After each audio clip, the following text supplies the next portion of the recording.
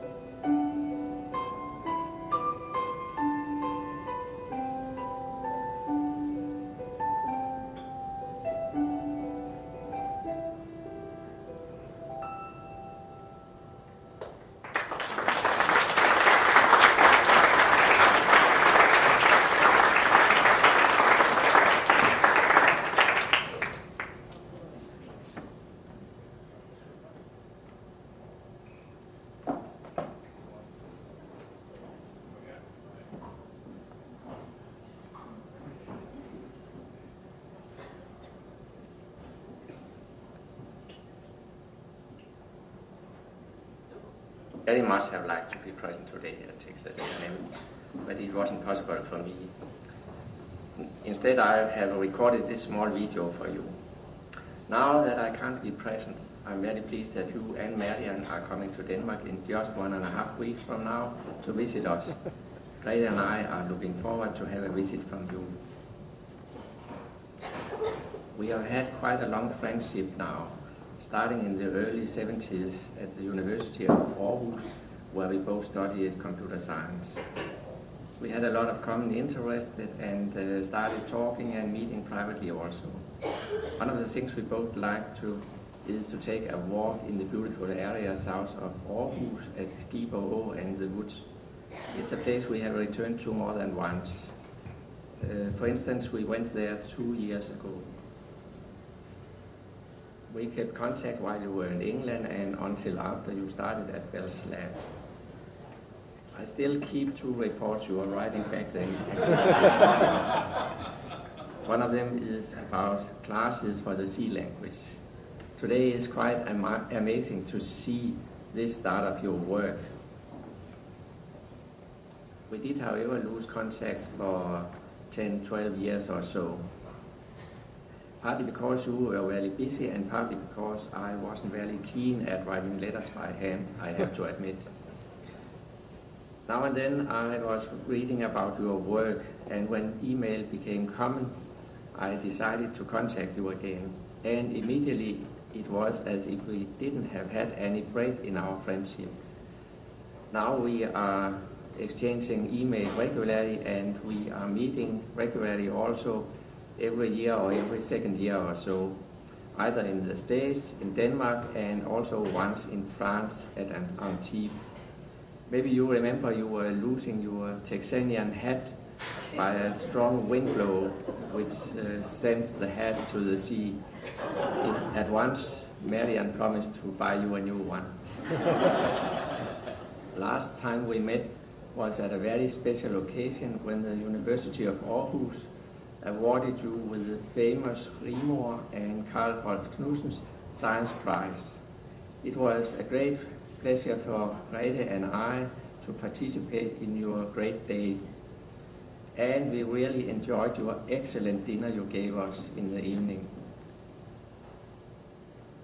I'm very impressed that you are still speaking Danish as if you haven't been away from Denmark for more than 30 years now. I want to finish now, and I wish you a wonderful banquet in Texas. And see you soon, Bjarne.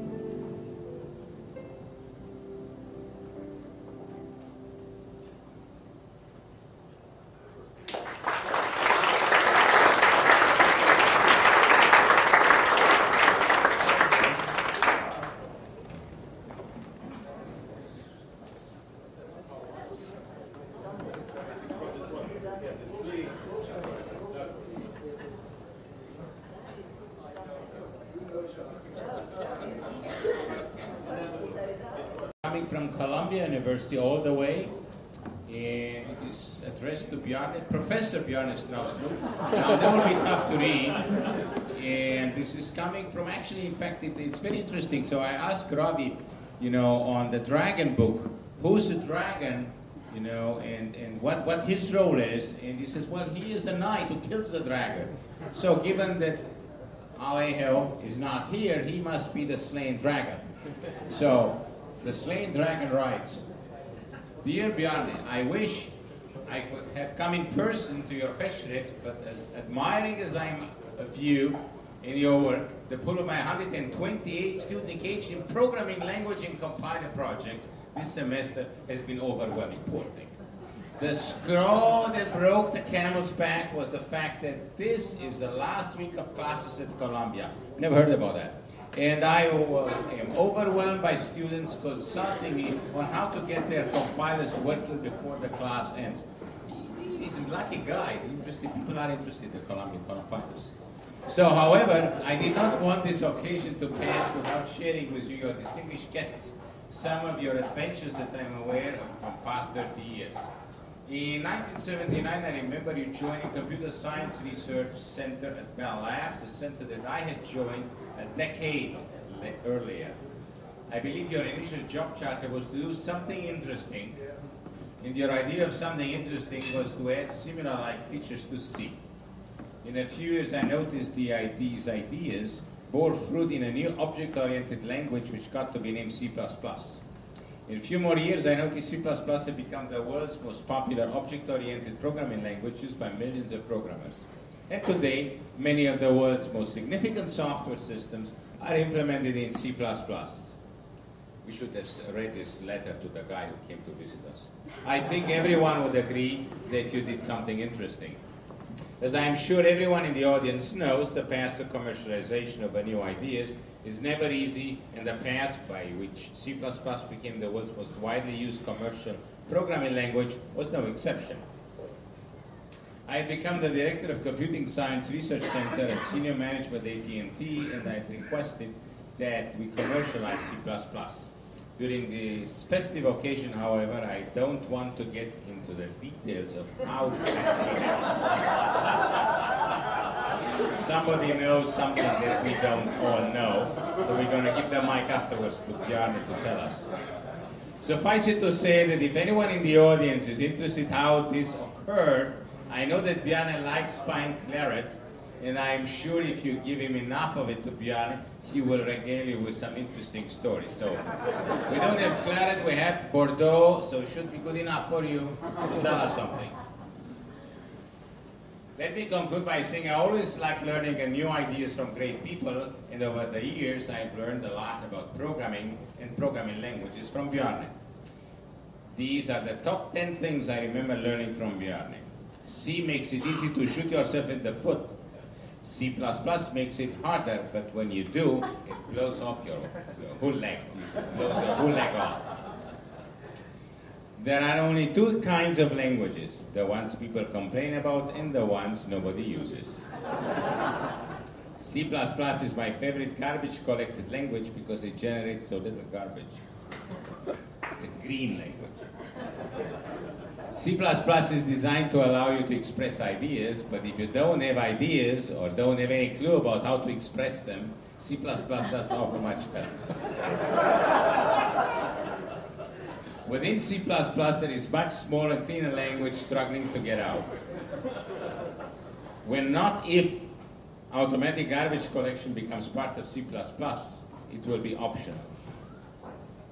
If you think that's simple, it's simple, then you have misunderstood the problem. Certainly not every good program is object-oriented, and not every object-oriented program is good. An organization that treats its programmers as morons will soon have programmers that are willing and able to act like morons only. And my favorite is, number 10, it's easy to win forgiveness for being wrong. Being right is what gets you into real trouble. Bjarne, I'd like to congratulate you on your hugely impactful contributions to programming languages, and I'd like to wish you the best of success in your continuing valiant effort to improve the quality of the world's software. Your friend Al with a Romanian accent.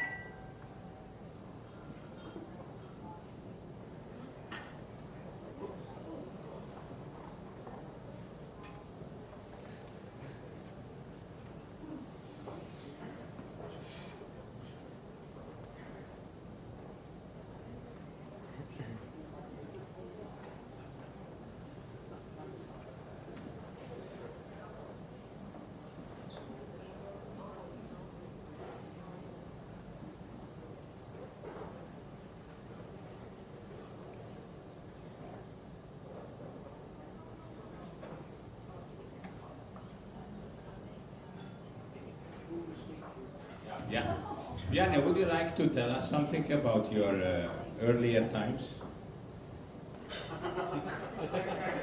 I can give you the mic. You can tell us everything. But this one needs explanation. Okay. Mike. Get the mic. There. You give the mic. Everybody. Okay. I arrived there when I was 2 days old and lived there till I was 23. Same place? Same place. And it's a perfectly ordinary street. The cars weren't as fancy in those days. And just a block there. We had some people who were educated and middle class. At least one guy, he was a supervisor in the post office.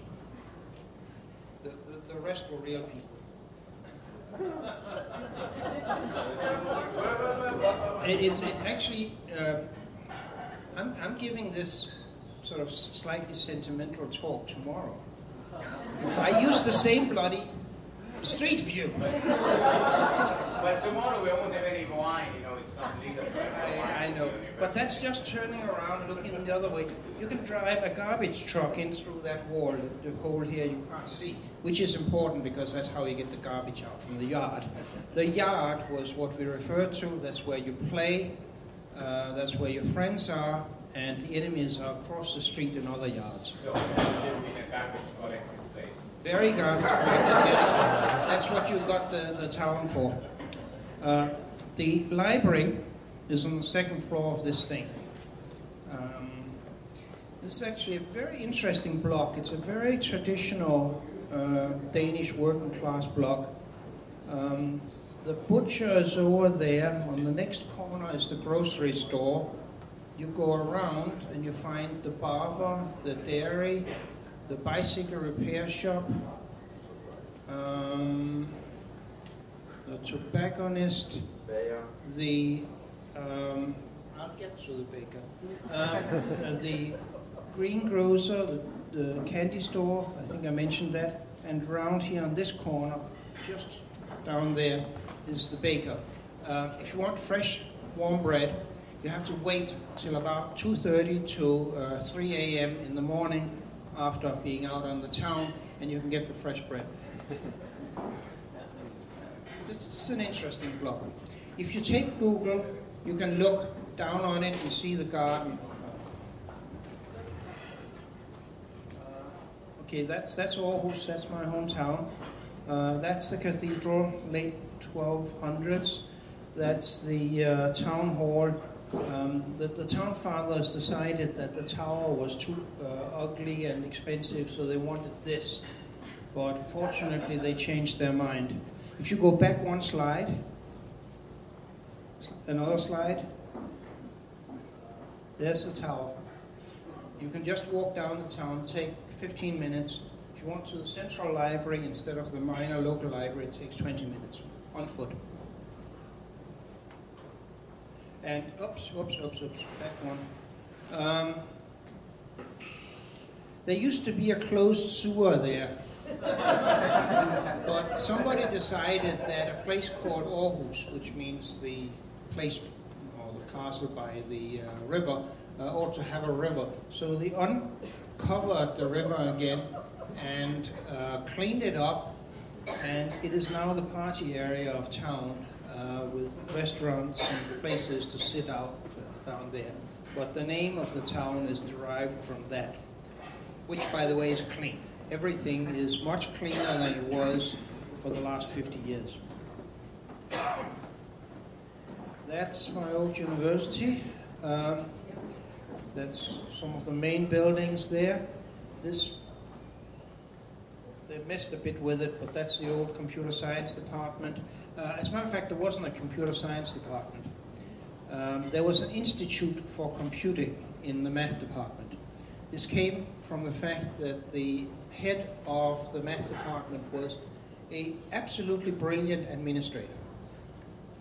He was not a good mathematician. He had to he only published in obscure Italian journals in Italian to make sure nobody would notice. But they had to keep promoting him because whoever he was in charge of was doing well relative to the others in the university, so of course he ended up as the head of the university. When this building was built, it went up on time and on spec, basically because the professor came in every morning at 7 o'clock when the workmen were supposed to turn up, and he counted. And at 11 at the break, he comes up with that number of beers. For some reason, this thing was always on time.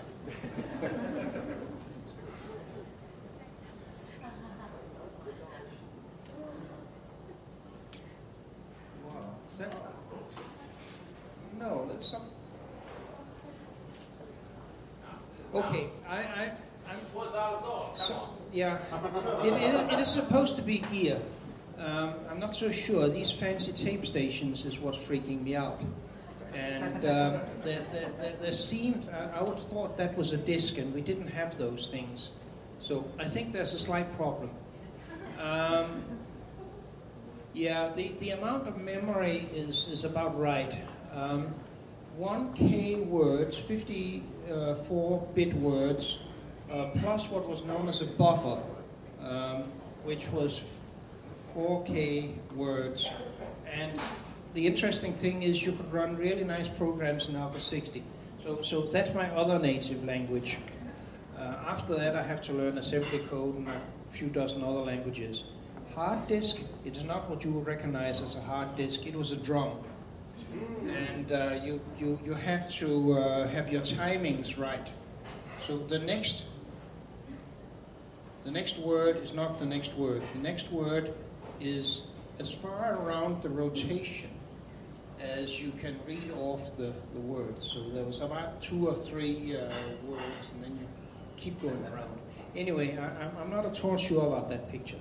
Next.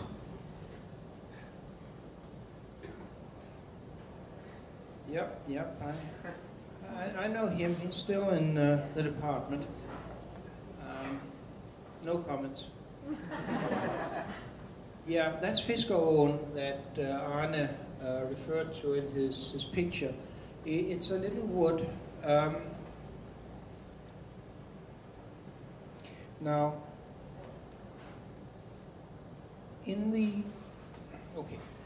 Denmark turned into a democracy in about 1849.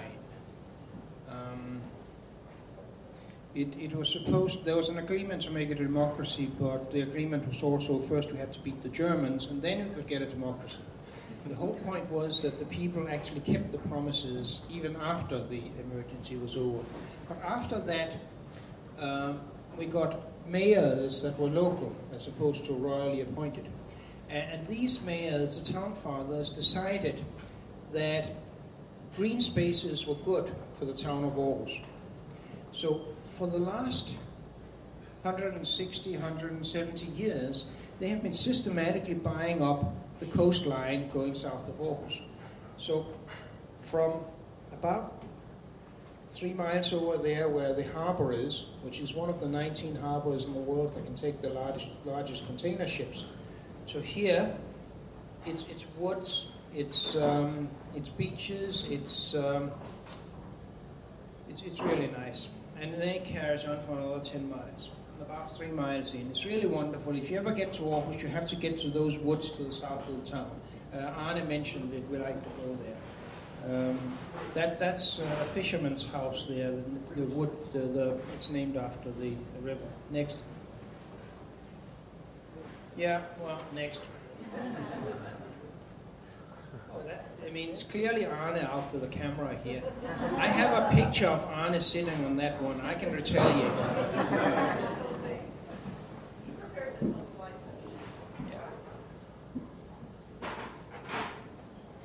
Yeah, this is. Yeah, it's quite emotional. This is the #1 prize that my hometown's university gives to people. And until 4 years ago, it could only be given to people who actually worked there. And then, for some reason or other, they had enough money that they could split out and give 2 a year. And so they give 1 to a local professor and 1 to somebody who went there and did good. So, yeah, very happy. Thanks. And that's the main building of the university. They just managed to get it built in the late 30s. It's not an old university. And then during the war, the Germans took it over and used it as a Gestapo headquarters. This was sort of embarrassing. So the resistance called on their friends in England, and there was a bombing raid that removed this from the face of the earth, fortunately taking with it a fair amount of the Gestapo. And after the war, they rebuilt it. And if you look very carefully, you'll see that the tree of learning here is growing new branches, because there's a branch for each of the major parts of the university.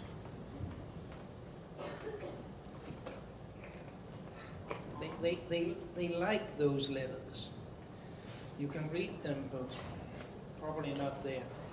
This is taken by Arne on the day that I got the award. That's, of course, Danish flags. Next. Oh, yeah, that's... yeah, that's... this is known as blackmail material. This was the Dean of Science and Engineering,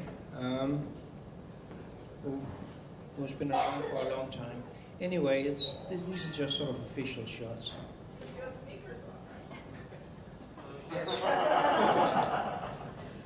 And that's the guy the award is named after. And I'm listening. There's a fairly good description of my work there.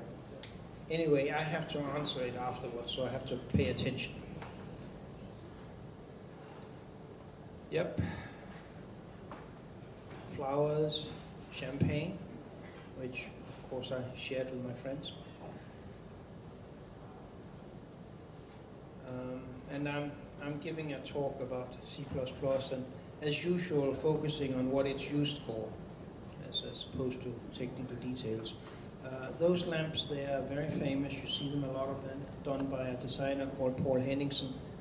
Got some in my house. Those of you who were in my house last night would recognize that there was some by that designer. Yeah, more of that. There's some friends of mine. Yeah, he worked with me for a couple of years. That's my brother. Yeah, friends.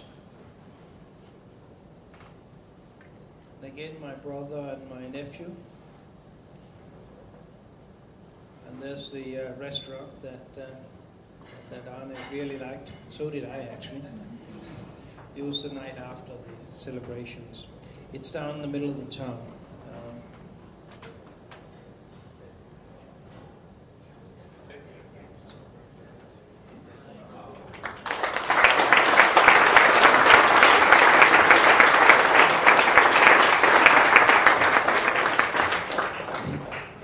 Thank you very much, Bjarne. It was a wonderful presentation of virtual Denmark.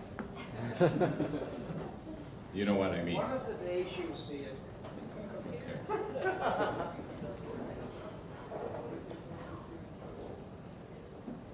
Okay.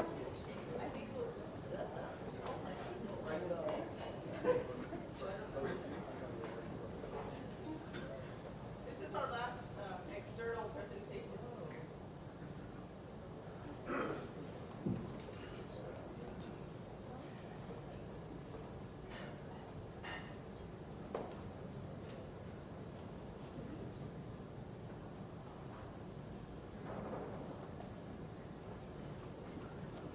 So that's by using C++, they figured out that there is a speed higher than light. I bet you that's it. They must have used something with C++. They got the idea that there is that the speed of light is not the maximum. No, I'm actually sure that I know one experiment that doesn't use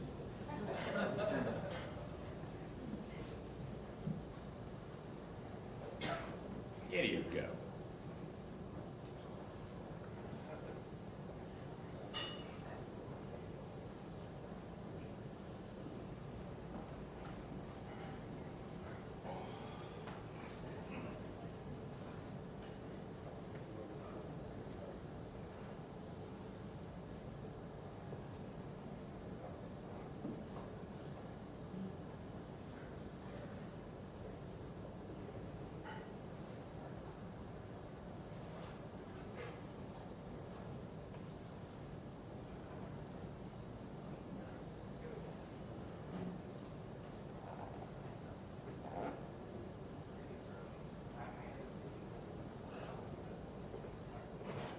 Okay, that's it.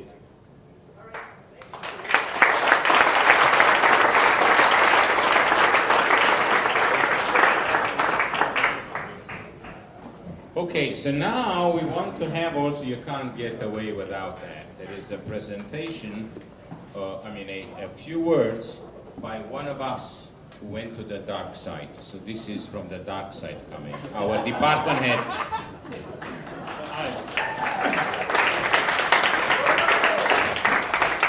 I'm Hank Walker, head of computer science and engineering. I want to thank you for being here at this best trip. Bjarne and I actually have a little bit of a common experience. In the late 1970s, I was an undergrad at Caltech, and we were using Simula for doing electronic design automation tools on DEC System 20s. Does anyone else here use Simula back in those days? I was trying to, and if you did use it, it was a very nice language except for the fact that I seem to remember it took about 300 milliseconds to do a virtual procedure call, something on that order of time, which encouraged a lot of bad habits like avoid creating any new data structures, just jam new parameters into the old data structures, etc. Although later I spent time in digital equipment, and we were doing design automation tools too using Simula. We in fact bought a little DEC System 2020, the one refrigerator size model just for that purpose. Then I went to CMU. We had a VAX 11780. There was no Simula available for it at that period of time, so I had to switch to using C. You know, then you have that shock of going from using an object-oriented system to not.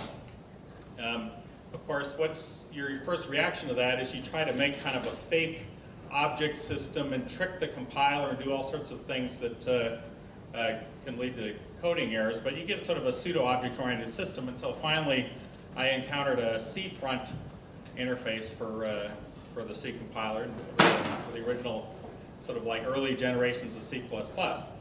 Now, one of the key benefits of Bjarne coming here is the fact that I finally learned how to correctly pronounce his name, which I had done, mispronounced it for many years, decades before that time. Now, we have lots of people here who have lots of memories of Bjarne, and the microphone is open with Lawrence and Nancy as the master of ceremonies here to come up and share some especially embarrassing memories.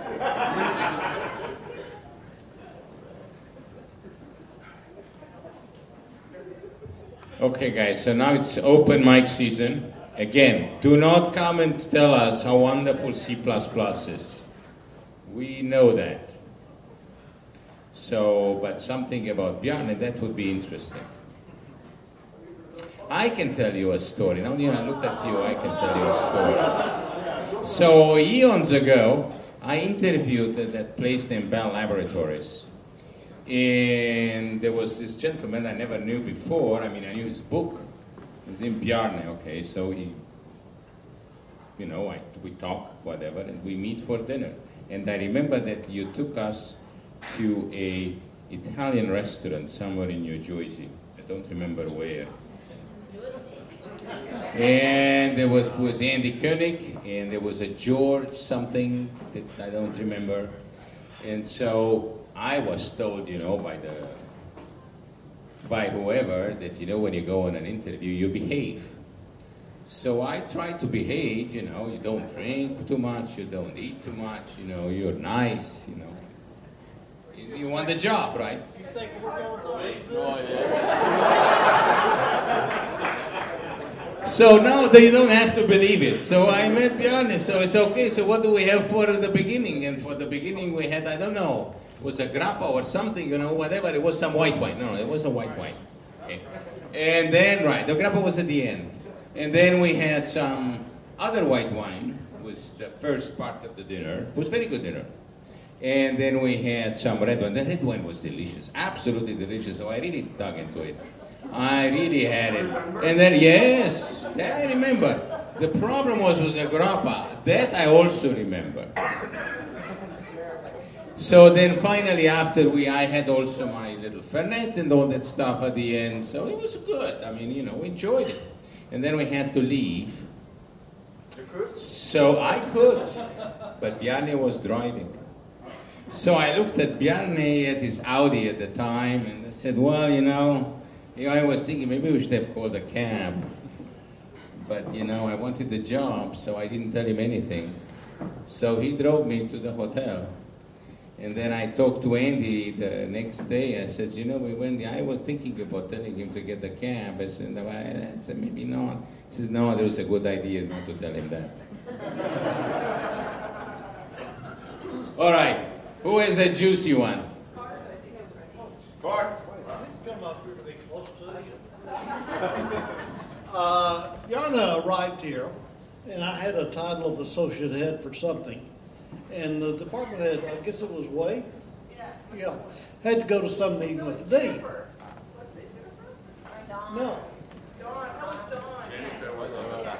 Anyway, they couldn't make the faculty meeting where Bjarne was to be presented. And so they said, Bart, go. Oh, okay. And just introduce him. And so I thought, S-T-R, Brazos. Yeah, Texas or Arkansas, wherever you were saying, yeah, it was difficult. So I go in and I say, Bjarne, I've got to introduce you at the faculty meeting. I need to know how to pronounce your name. He says, oh, it's very easy. In Denmark, we have this habit. If the name ends with a vowel, you just pronounce that, And if it does not end with a vowel, you put an there. And he ended the conversation, so Bjarne I got, and I don't remember what I did for the rest of it.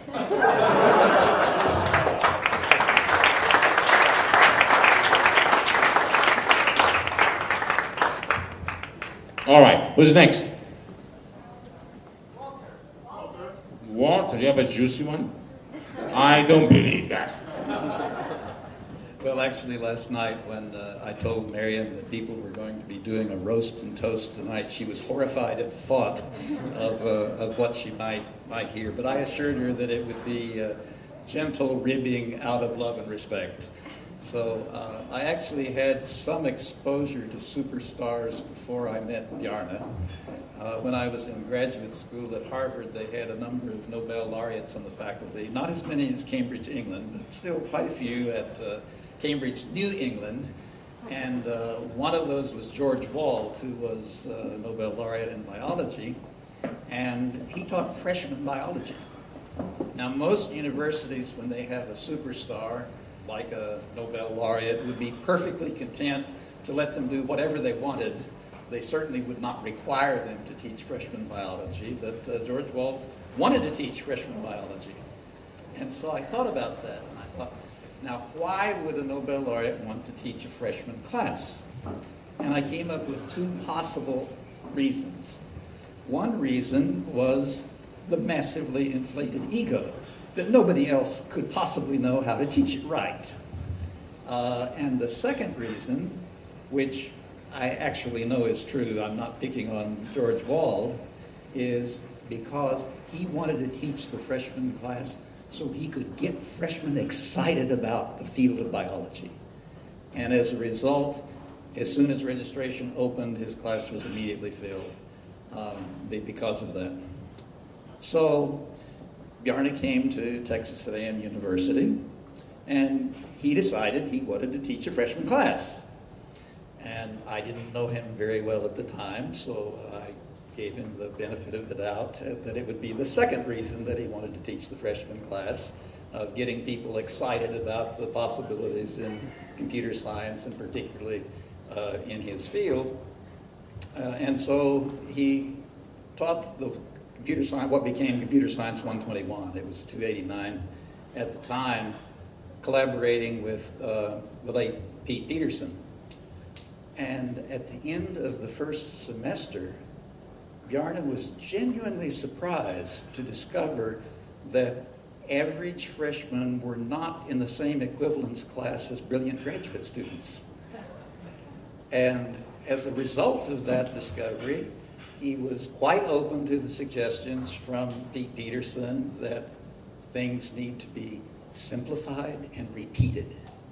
And as a result, if you look in the book, you will see in many chapters a little hand that says trio, and a sequence of steps that actually goes over what has been covered in the previous part of it. So Pete, unfortunately, came down with lung cancer and passed away sometime after that. So I stepped in to take his place in collaborating with Bjarne on developing the course, which was, as I said, still a 289 there, and it was in manuscript form. So every week I would take a flash drive over to Kinko's and ask them, please run off 250 copies of the next 3 chapters for the students to come by. And he's managed to keep the price quite low, but that's another story he can tell you.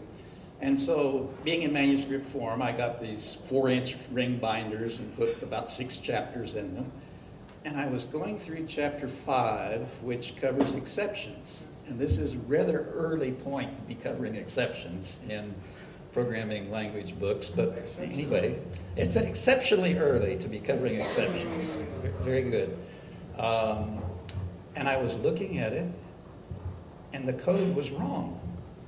And I didn't know Bjarne very well at the time, and so I was terrified at what his reaction might be to being, for the inventor of the language and the author of the book, to be told that his code was wrong. And I thought, surely I'm missing something here.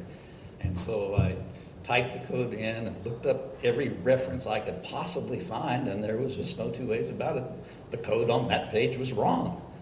And so Pete was proofreading and making marks on the manuscript for revisions, correcting little things, you know, grammar, punctuation, spelling, things like that. And so I said, Pete, the next batch of corrections that you give Bjarne, I want to slip a page into the middle of the stack. And so I slipped this page into the middle of the stack and said that, you know, your class, your safe vector class, shouldn't really be throwing a range error, it should be throwing an out of range error. And so he slipped that in the middle of the stack with all of these very minor things. And so I nervously awaited his response. And I got it back with a red pen mark, and he said, oh, okay. And he fixed it. And that to me is really a mark of greatness, to have the humility and graciousness to say that if I made a mistake, then I'll correct it, and not at all to be defensive or anything about that. So, I left my glass, but I give you Bjarne Strustrup, the superstar with grace, humility, and a reasonably sized ego.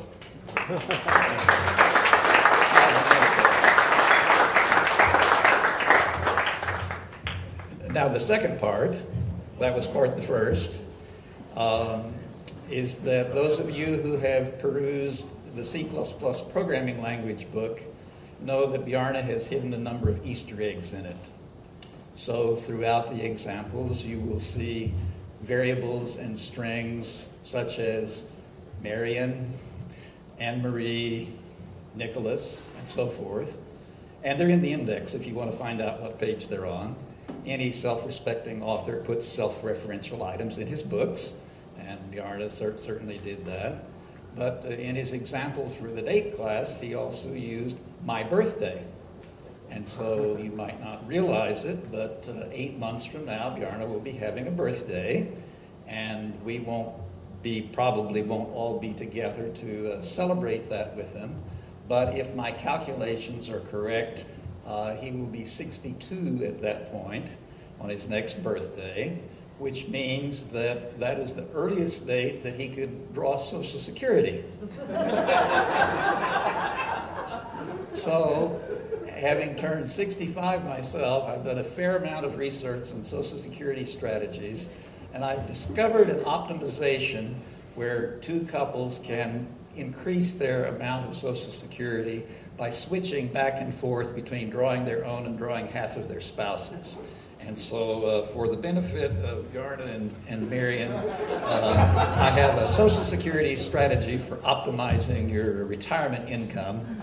If anybody else would like a copy, just get my card and email me, and I'd be glad to send it to you.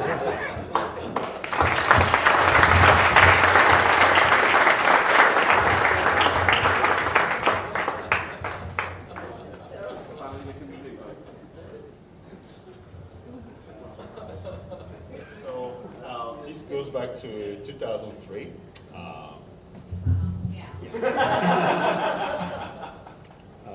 Bjarne and Marion were visiting. I was postdoc at the time at Sophia Antipolis. So the south of France is, you have wine and a bunch of other stuff. So first, that was the first time when Bjarne was visiting that I knew about the College Station, and then Bjarne came with bottles of wine, and Vincent here was hosting us along with Jean-Paul Rigaud, who couldn't make it, and Jean-Paul Rigaud was the experts, the wine experts in the group. And we were very suspicious of, this Danish guy coming from Texas with a bottle of wine in south of France.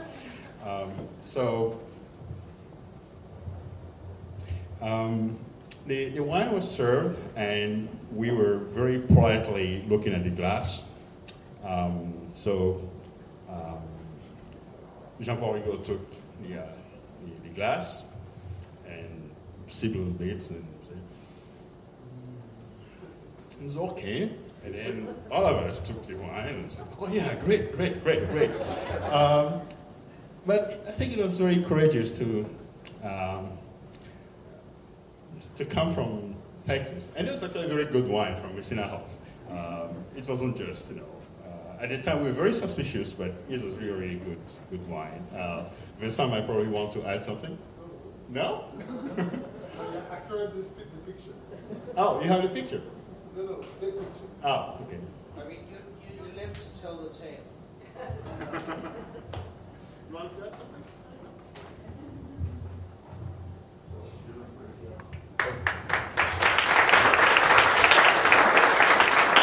I have another story. It's not a real story. It's a real story. It's reality. It's not juicy. It's real. So Bjarne was the first time he visited me here, right? I rejected his offer the day that actually Bell Labs and AT&T split, and he apologized for that. And right. He called me up and says, "Well, I'm sorry, you must have heard this." He says, "No, I didn't, but if you say so." "Well, my wife told me." "Oh, all right, okay." So, And so that in '97, I think he came the first time. I gave him Texas barbecue. He enjoyed it, you know. I said, okay. And then later on, you know, I tried to. He says, well, maybe you'll come again. And we were looking actually for an endowed chair and so forth. So I said, how do I con this guy to actually come here permanently? And then we devised, you know, I thought, well, you know, there is some position here. No, I'm not interested. Well, maybe still, you know. And then you know, you come and visit, you know, you talk to some from guys from the dark side, and, you know, it's okay, you know, you're used to that. You have a boss, you know, at AT&T. You must know that. So he came, and then, you know, he seems, you know, kind of reasonable, logical, you know, that it actually could come here. But there was some hesitation. I don't know, what the hell is going on? Why is he hesitating? I figured out, you know, I thought, you know, about myself also, you know, everybody is a boss, you know. So he must have a boss at home, too.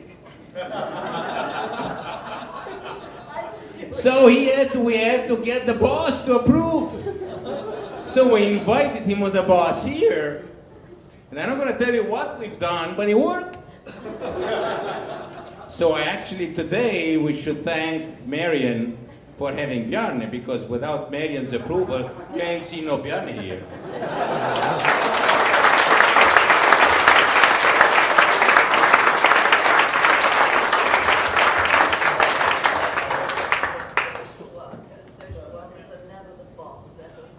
No, they give you the impression that you're the boss. You know, more sophisticated than that. Marian, would you like to tell us something? Something juicy about Bjarne? You must know a lot of things. Ready? No. Okay. Anybody else?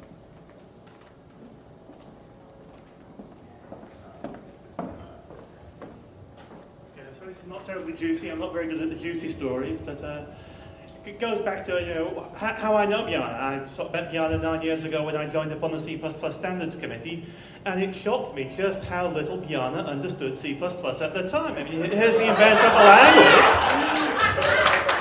But I can assure you that he's a very diligent and patient student, and after 9 years of my education, he now understands C++ far more clearly than I understood. And, well, I don't think Bjarne's position has changed all that much over those 9 years. But thank you, Bjarne, for being such a patient tutor as well as a friend. Thank you.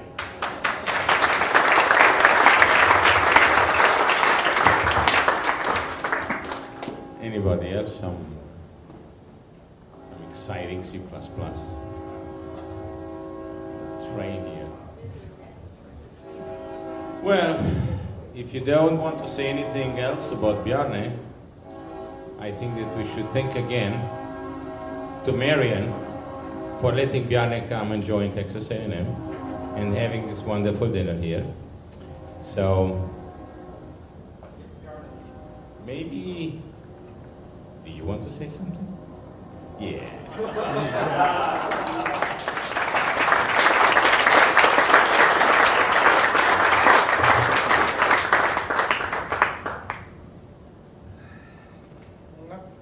To say very much. This is somewhat emotional. There was what people said here, and the things that have been mailed in, and the movies and such. It's very touching. I know those people. It's amazing to see that they went out of their way to say such nice things, and I'm very happy that you could all come, and I hope you enjoyed it. Thanks.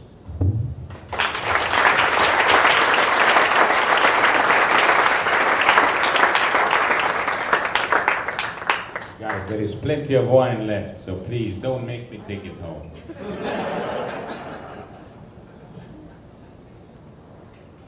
Our staff, Kay Jones.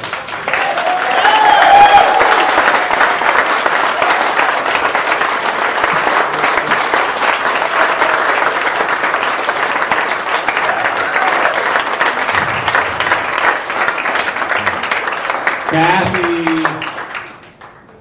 Thank you too. Tina,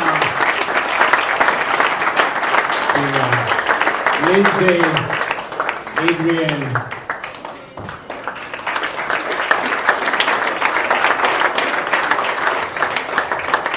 And let's face it, even our old department head, let's thank him after all. He went to the dark side, but he's ours. We like him.